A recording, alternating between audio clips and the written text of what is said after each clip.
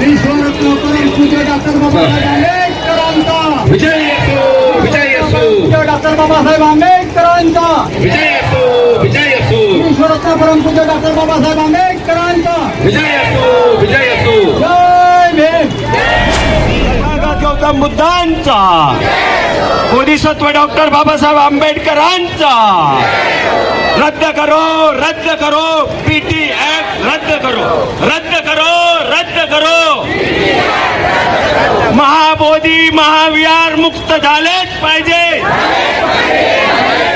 महाबोधी महाविहार मुक्त झालेच पाहिजे. बिहार सरकार होश में आओ. बिहार सरकार होश में आओ. पीटी ऍक्ट रद्द करो. की महामानव डॉक्टर बाबासाहेब आंबेडकर संविधानाच्या संदर्भातून जेव्हा बोलतात तेव्हा संविधानाच्या संदर्भातून बोलताना बाबासाहेबांनी म्हटलं की ज्या वेळेला या देशात संविधान लागू होईल, ज्या दिवशी संविधान लागू होईल त्या दिवशी त्या अगोदर असणारे जे काही कायदे असतील ते कायदे कोणत्याही प्रकारचे कामी येणार नाही, ते खारिज केल्या जावे.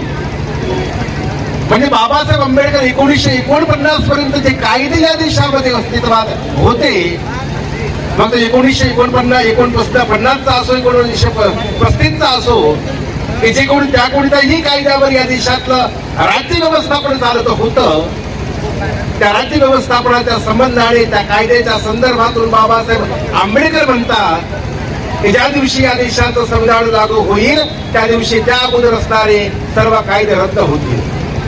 म्हणजे याचा अर्थ रद्द होतील असं जेव्हा बोलल्या जाते तेव्हा निश्चितपणे कोणताही कायदा रद्द होणं गरजेचं आहे. रद्द करणं हे संविधानिक कार्य आहे. परंतु रद्द जर केल्या जात नसेल तर हे असंविधानिक कार्य आहे. आणि अशा प्रकारची असंविधानिक कृती या देशामध्ये बिहार सरकारनं केलेली आहे. आणि बिहार सरकारने ज्याप्रमाणे असंविधानिक जी कृती केलेली आहे त्या कृतीचा निषेध करण्याकरिताच खऱ्या अर्थानं आपण या ठिकाणी एकत्रित आलेलो आहोत मित्रांनो. आणि जो कायदा बाबासाहेब आंबेडकरांनी रद्द केला, तो बाबासाहेब आंबेडकरांनी त्यावेळेला त्या प्रकारची संविधानिक भूमिका घेताना त्याला परिपूर्णपणे खारिज केलं आणि तेच सर्वांनी मान्य केलं पाहिजे.